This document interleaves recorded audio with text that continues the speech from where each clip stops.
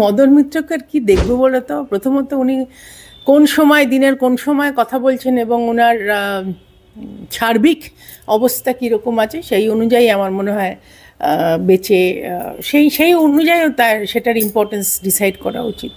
Rate, উনি তো অবশ্য রেট দিতে অভ্যস্ত। রেপের হাফ রেটের হাফ রেটের একটা রেট, ফুল রেপের একটা রেট, শিক্ষার রেট, চাকরির রেট।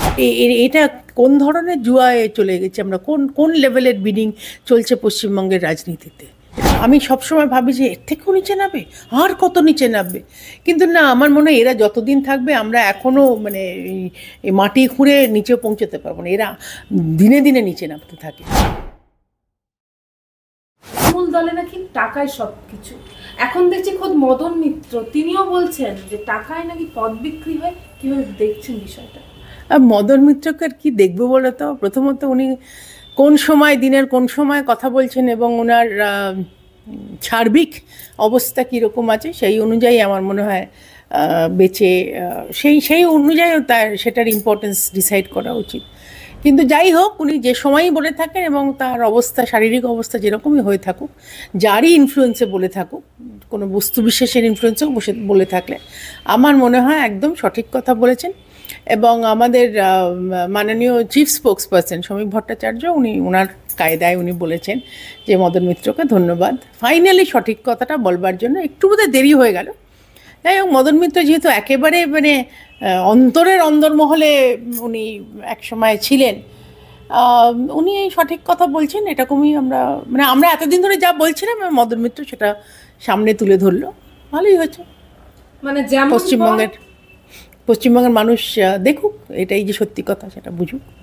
মানে যেমন পদ তার তেমন বাজেট, মানে একেবারে কিভাবে দেখছেন? মানে 10 লক্ষ টাকায় বিক্রি হচ্ছে তৃণমূলের জেলা নির্বাচন।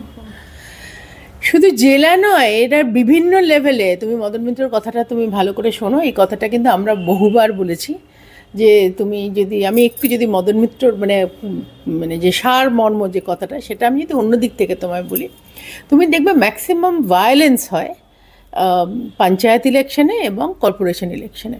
সেটার মূল কারণ হচ্ছে এইটা, কে নমিনেশন করতে পারবে এবং কার নাম প্রথমত অ্যানাউন্স হলো, এই সব কিছুটাই পণ্য বস্তু। মানে জনপ্রতিনিধি হওয়াটা হচ্ছে ফ্যাক্টর নয়, কত টাকা দিয়ে সে একটা সিট পাবে, তার কারণ দ্যাট ইজ অ্যান ইনভেস্টমেন্ট। এরপরে ম্যাক্সিমাম পাবলিক মানি ডিস্ট্রিবিউশন হয় এই দুটো লেভেলে। তো সেই জন্য এই দুটো সিট এবং তার উপরে অফকোর্স বিধানসভার সিট, লোকসভার সিট তো আছেই। এইগুলো একেবারে মানে তৃণমূল এমনই একটা দল, তাদের মাথা থেকে চুল অবধি, মাথার চুল থেকে পায়ে নখ অবধি সমস্ত কিছু পণ্য, সব কিছু ফর সেল। তো এবার মদন মিত্র ঠিক তাই সেই কথাই বলেছে, মদন মিত্রর স্টাইলে এই কথাই বলেছে এবং আবার খুব কায়দা করে বলেছে যে আহা, মুখ্যমন্ত্রী নাকি কিছু জানতো না। আমার এইখানেই সবচেয়ে বড় প্রশ্ন যে মদন মিত্র জানলো, আমি ধরে নিলাম আইপ্যাকের নামটা উনি করেননি, কিন্তু যিনি সাংবাদিক, যিনি ইন্টারভিউ নিচ্ছিলেন, তিনি বারবার বলছেন আইপ্যাকের কথা বলছেন, আইপ্যাকের কথা বলছেন। আইপ্যাকের কথাও যদি আমি বলি, কিছুই মুখ্যমন্ত্রী জানেন না।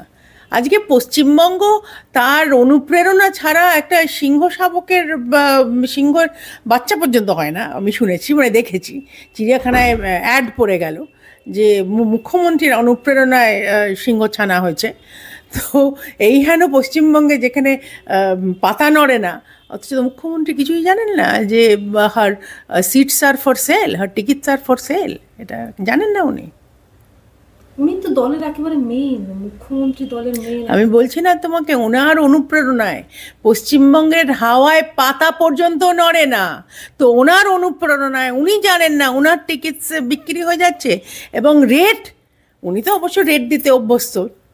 রেপের হাফ রেটের একটা রেট, ফুল রেপের একটা রেট, শিক্ষার রেট, চাকরির রেট। তুমি দেখো না, চাকরি প্রার্থী যারা, তারা তো রাস্তায় গড়াগড়ে গেছে, পড়াশোনাই তো করেছিল, কিন্তু তারও একটা রেট। মিড ডে মিল কত টাকা চুরি করবে তার রেট, সিমেন্টের রেট, মাটির রেট, বালির রেট, পাথরের রেট, কয়লার রেট, সব কিছুর রেট এখানে। তো ন্যাচারালি টিকিট ফর সেল। আমরা বিজেপির তরফ থেকে এতদিন ধরে বলে বলে গলা ফাটিয়েছি, কর্ণপাত করেনি কেউ এখন তো খোদ মুখ্যমন্ত্রী দলের লোক একেবারে মানে ভীষণ প্রিয় মদন মিত্র বলে যাচ্ছে। তুমি দেখো মদন মিত্র কিন্তু অ্যাকচুয়ালি ভীষণ প্রিয়। মদন মিত্র থেকে থেকেই এক একটা কথা বলে, এবং তারপরেই উনি আবার এবার নাকি আমি শুনলাম চিঠিপত্র লিখেছে যে খুব অন্যায় করে ফেলেছে, আর নাকি 1 মাস উনি চিঠি লিখেছেন, ক্ষমা চেয়েছে, 1 মাস নাকি উনি মিডিয়ায় কিছু বলবেন না। উনিই আবার জ্ঞান দিয়েছেন যে ভাই মিডিয়ায় কিছু বলাটা উচিত হচ্ছে না, অন্য কাউকে জ্ঞান দিয়েছেন। তো তারপরে তো মদন মিত্র কিছু হয় না, মদন মিত্রতেই আছে, এবং এটা মুখ্যমন্ত্রীর অনুপ্রেরণা। মুখ্যমন্ত্রী যতই স্টেজ থেকে চেঁচাক, আমি তো জানি না যে ওই 5 জন নাকি নারদায় ইনভলভ ছিল, সেই জন্য তারা টিকিট পেয়ে গেল। তারপরে আবার উনি জানেনই না, কিন্তু ওনারা মন্ত্রী হয়ে গেল। উনি নাকি কিছুই জানেন না।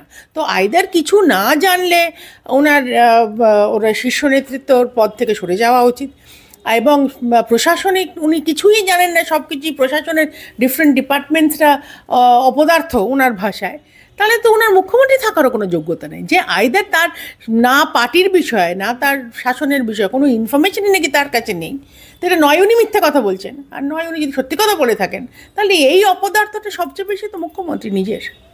অন্যদিকে যেভাবে মদন মিত্র বলছেন যে মানে একটা সংবাদ চ্যানেলে সাক্ষাৎকার দিতে দিতে যে কেউ দিয়েছে 25 লাখ 30 লাখ, কেউ দিয়েছে 50 লাখ, তারপরেও নাকি তারা টিকিট পায়নি।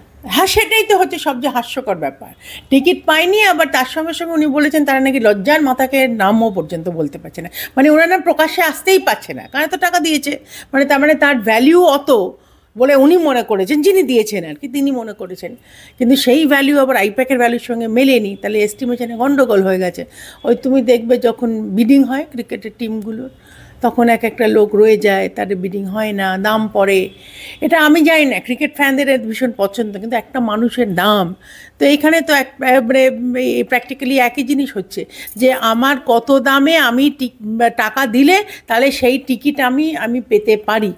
তো এটা কোন ধরনের জুয়ায় চলে গেছে আমরা, কোন লেভেলের বিডিং চলছে পশ্চিমবঙ্গের রাজনীতিতে, এটা তো একটু ভাববার বিষয়। এবং তাদের কোনো নীতি নেই, তাদের কোনো আইডিওলজি নেই, তাদের দেশের জন্য কাজ করা, জনতাকে সেবা করার কোনো ইচ্ছে নেই। শুধু ওই 50 লক্ষ টাকা দেবে যাতে এই এক একটা বিড, এক একটা টেন্ডার, এক একটা বালি বস্তায়, এক একটা বালির বস্তাতে 50 লক্ষ ডাবল তারা পাবে। এই তো হয়ে গেছে রাজনীতির, তৃণমূলের রাজনীতির এই তো নমুনা। এখানেই প্রশ্ন উঠছে যে এত কিছু হচ্ছে, মদন মিত্র আরেকটা হচ্ছে আগে ছিল না এখন হচ্ছে, মানে উনি কি ঘুরিয়ে কোথাও মানে সেকেন্ড ইন কমান্ডের দিকে উনি তো পরিষ্কার বলেইছেন যে আইপ্যাক তো মমতা ব্যানার্জি আনেনি, অভিষেক এনেছিল, মমতা ব্যানার্জি জানতেই পারেননি। এটা ওকে বিশ্বাসযোগ্য যে পিসি ভাইপোর মধ্যে কোনো কথাবার্তা হয় না, তাদের কোনো সম্পর্ক নেই, হঠাৎ অভিষেক ব্যানার্জি নড়ে চড়ে বসে এক একটা বড় বড় ডিসিশন নিয়ে নেয়। আজকে কত টাকা পেমেন্ট আইপ্যাককে করেছে তুমি ভাবো তো, এই টাকাটা ওদের তৃণমূলের আসার কি কথা? আমি মানলাম ইলেকটোরাল বন্ডে ওদের নাকি second highest, and how second highest? আজকে ভারতীয় জনতা পার্টি ওয়ার্ল্ডস লার্জেস্ট পার্টি, দেশ চালাচ্ছে। আমাদের ইলেকটোরাল বন্ড আমরা মনে করেছিলাম একটা স্বচ্ছ মানে স্বচ্ছ পরিক্রিয়া, মানে একটা স্বচ্ছ মেথডে আমরা টাকাগুলো দিলে মানে আর সেটা সেফ থাকবে, নামগুলো লিস্টেড হবে, সেই জন্য করা হয়েছিল। কিন্তু যে পার্টি একটা রাজ্য চালাচ্ছে, পশ্চিমবঙ্গের মতন গরিব রাজ্য, যে গরিব করেছে ওরাই, সেই গরিব রাজ্য চালাচ্ছে, তার ইলেকটোরাল বন্ডসের এত ক্যাপাসিটি, তো সেই ইলেকটোরাল বন্ডস দিয়ে আবার ইলেকটোরাল বন্ডসে যে টাকাটা উঠেছে আইপ্যাককে পেমেন্ট করছে। তো এইখানে তো এটা গভীর ষড়যন্ত্র না, সেই ষড়যন্ত্র কিছুই মুখ্যমন্ত্রী জানতেন না। মদন মিত্র না, আরও অনেক নেতারাই এটা কথা, মদন মিত্রের ভাষায় স্টাইলে বলেছে। অনেক নেতাই মানে পুরনো যারা একদম মমতা ব্যানার্জির সঙ্গে আছেন, অনেকে যারা আবার আমাদের এদিকেও এসছে, লিডার অফ অপোজিশনের কথা আমি বলছি, এর আগেও তো মুকুল রায় টয়রা এসছে, তারাও কিন্তু এক কথা বলে যে আইপ্যাক এসে অভিষেকের ইনফ্লুয়েন্সে একটু বেশি রকম গণ্ডগোল হয়ে গেল, মানে যাদের ইম্পর্টেন্স পাওয়ার কথা ছিল তারা পায়নি। তো সেই জন্য আমি জানি না, আমার তৃণমূলের অন্দরের কথা নিয়ে এত আমার ইচ্ছেও নেই বলবার, আই রিয়েলি ডোন্ট কেয়ার। কিন্তু আমরা এটা অনেকবারই বলেছি যে তৃণমূলের রাজনীতি স্বচ্ছ নয়। আজকে একটা উইনেবিলিটির ওপর মানুষ টিকিট পায়, কি সে যে কাজ করেছে সেটার ওপর টিকিট পায়। আমাদের পার্টিতে যেরকম হয়, সে টিকিট বা ডিস্ট্রিবিউশন অনেকের পছন্দ হতেও পারে, নাও হতে পারে, কিন্তু আমাদের পার্টি ভীষণ সায়েন্টিফিক্যালি করে এটা। কিন্তু তৃণমূল বারবার তুমি দেখবে যে কাছের লোক, হয়তো এখন তো আমরা বারবার এই কথাটা বলেছি টাকা দিয়ে টিকিট পেয়েছে, তো এইটাই তো দাঁড়িয়ে যাচ্ছে। তাহলে যদি যে টাকা দিয়ে টিকিট পেতে হয় সে কিভাবে জনতার সেবাটা করবে? কারণ তার তো সেই টাকাটা উসুল করার একটা উদ্দেশ্য থাকবে। বেসিক তো সেটা একটা এখানে ইনভেস্টমেন্ট আর রিটার্নের ব্যাপার হয়ে যাচ্ছে। কেউ যদি 50 লক্ষ টাকা দেয় টিকিট পাবার জন্য, সে তো যেন তেন প্রকারেণও জিতবে, মানুষকে ভয় দেখিয়ে মেরে পিটিয়ে জিতবে। তার কারণ সে 50 লক্ষ টাকাটা তাকে উদ্ধার করতে হবে। So the basic condition of politics, তো ওইটা তো একটা কোথায় নিম্নমানে নেমে যাচ্ছে। আবারও আমি বলবো আমাদের চিফ স্পোক্সপারসনের কথায় যে মদন মিত্রকে ধন্যবাদ এই কথাটা এরমভাবে ওনার স্টাইলে সামনে তুলে ধরার জন্য। সামনেই ভোট, মানে 26-এর ভোট, তার আগেই কি পুরো বিষয়টা এই কি টিকিট কেনা বেচা কি শুরু হয়ে যাচ্ছে? তাই জন্য কি টিকিট কেনা বেচা সারাক্ষণ হয়, সারাক্ষণ হয়। তাই কারণে আমি বলছি যে আমাদের তুমি বলো সবে, হ্যাঁ বিধানসভা তো আছেই, বিধানসভা তো আছে। হার্ডলি এখন তো আমরা ফেব্রুয়ারিতে, নেক্সট ফেব্রুয়ারি মার্চের মধ্যে একটা তো ইঙ্গিত পাওয়া যাবে ভোটের ডেক্লারেশনটা কবে হবে, হয়তো মার্চ মাসেই হয়ে যাবে। তো হার্ডলি 1 বছরও নেই। তো ন্যাচারালি সবাই প্রিপেয়ার করছে। তৃণমূলের প্রিপারেশনটা এইরকমই যে আমি পার্টি ফান্ডে এত টাকা দেবো, আদৌ পার্টি ফান্ডে দেয় না অভিষেকের ফান্ডে দেয় নাকি মমতার ফান্ডে দেয় নাকি ডাইরেক্টলি আইপ্যাককে দিচ্ছে, এই আন্ডারস্ট্যান্ডিং তো এখনও বোঝা যাচ্ছে। কারণ স্বচ্ছ তো নয় ব্যাপারটা যে তুমি দিলে তুমি রিসিট পেলে কি একটা কোনো অ্যাকনলেজমেন্ট এলো, সেসব তো নয়। কেউ তো লজ্জায় নাকি মদন মিত্রের কথায়, অনেকে যারা টাকা দেয় তারা নাকি আবার লজ্জায় বলতেও পারে না, কারণ তারা টাকা দিয়েও টিকিট পায় না। তাহলে অ্যাকচুয়ালি ডিসিশনটা তো মমতা ব্যানার্জি নেই, এটা বারবার মমতা ব্যানার্জি কিন্তু ইন্ডিকেট করে দিয়েছে। মানে বাংলার রাজনীতি, পশ্চিমবঙ্গের রাজনীতি আর কত নিচে নামবে এইটা বলা ভীষণ মুশকিল। যতদিন মমতা ব্যানার্জি এবং তার পার্টি এরম রমরমিয়ে থাকবে, আমি সবসময় ভাবি যে এর থেকেও নিচে নামবে, আর কত নিচে নামবে। কিন্তু না, আমার মনে হয় এরা যতদিন থাকবে আমরা এখনও মানে মাটি খুঁড়ে নিচে পৌঁছতে পারবো না, এরা দিনে দিনে নিচে নামতে থাকে। এবং এইটাই চলবে, কারণ মানুষের ভালোই যে পার্টি বলে মা মাটি মানুষ, তারা তো মানুষকে সম্মান করে না। তাদেরই নেতারা তুমি ভাবো মাথা থেতলে থেতলে তাদের মেরে ফেলছে, ইট দিয়ে পাথর দিয়ে, তাদেরই জনপ্রতিনিধি, তাদেরই পার্টির লোক মাথা থেতলে মেরে ফেলছে। এখানে তুমি আর আমি যেখানে বসে আছি, আমার বাড়ির স্টোনস থ্রো, তুমি যে রাস্তা দিয়ে এলে সুশান্তকে, কাউন্সিলর সুশান্ত ঘোষকে, এখানকার কাউন্সিলর, যে এই ওয়ার্ডের কাউন্সিলর, তাকে একদম পয়েন্ট ব্ল্যাঙ্ক বুকের কাছে বন্দুক চালিয়ে নেহাত বন্দুক চললো না। সে কাউন্সিলর, তার প্রোটেকশনে এই ওয়ার্ডের লোকজন আছে, তার এই অবস্থা। তুমি মন্ত্রী বলো, তুমি আমি যদি মালদায় বলি, মালদায় তো বোধহয় 2 দিন অন্তর একটা করে ঘটনা ঘটছে। একে হাউন্ড করে আরেকটা দোকানে শেড খুলিয়ে সেইখানে তাড়া করে এরমভাবে গুলি করছে। তো এই তো নয় বন্দুক দিয়ে রাজনীতি হয়, নয় টাকা দিয়ে বেচে রাজনীতি হচ্ছে। তো এখানে মানুষের ভালো কোথায়? মাটি বেচে ফেলছে, মাদের মায়ের একদম at the end of the day it is only money. আমি যদি মাটির কথা বলতে গিয়ে সন্দেশখালির কথাও যদি তুলি, সন্দেশখালিতে এটা নিয়ে অনেক বচসা চলছে যে পিঠে আদৌ হয়েছিল কি, পিঠে তৈরি করার জন্য অন্য কিছু হয়েছিল।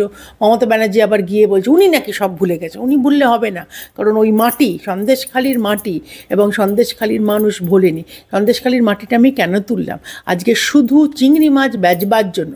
চিংড়ি মাছের দিনে দিনে যত লক্ষ টাকা পাওয়া যায় সেইটার জন্য তুমি দাঁড়ানো ধান ক্ষেত, মানে যেখানে ধান ক্ষেত, যেখানে ক্রপস, স্ট্যান্ডিং ক্রপস যেটা আমরা বলি, মানে একদম তখনও করা হয়নি, কাটা হয়নি ধান, সেইখানে নোনা জল ঢুকিয়ে সেই ধানের জমি নষ্ট করে দিচ্ছে। 3টে বর্ষা মিনিমাম লাগবে মাটির নেচার পাল্টাতে, তারপরে গিয়ে সেই মাটিকে আরও ট্রিটমেন্ট করে তারপরে ধান চাষ হবে। তো এইভাবে পশ্চিমবঙ্গের মাটি একেবারে নেচার পাল্টে দেবার অধিকার কি তৃণমূলকে কেউ দিয়েছে? এই যে 3বার তাদের যে ভোট, যেভাবেই ভোটটা পাচ্ছে তারা, এটা তো কোনো ভালোবাসার ভোট নয় বা কোনো শ্রদ্ধা ভরে ভোট কেউ দিচ্ছে বলে আমার তো মনে হয় না। মারধর করে সারা বছর ফিয়ার সাইকোসিস করে তাদের মন্ত্রীরা বলে যেখানে যেখানে ভোট হয়নি দেখো প্রকল্প বন্ধ করে দাও, রাজ্যের প্রকল্পগুলো বন্ধ করে দাও, এইসব করে করে তারা করছে। তো সেই লাস্ট অফ দ্য থিং হচ্ছে যে তাদের টাকাটা চাই। তারা মাটি বেচে দিচ্ছে, পাথর খেয়ে নিচ্ছে, ব্যালট বাক্স খেয়ে হজম হয়ে যাচ্ছে, এবং সমস্ত পুরো মানে তুমি ইকো ব্যালেন্সটা পুরো পশ্চিমবঙ্গে নষ্ট করে দিচ্ছে, অনলি ফর মানি, শুধু টাকা।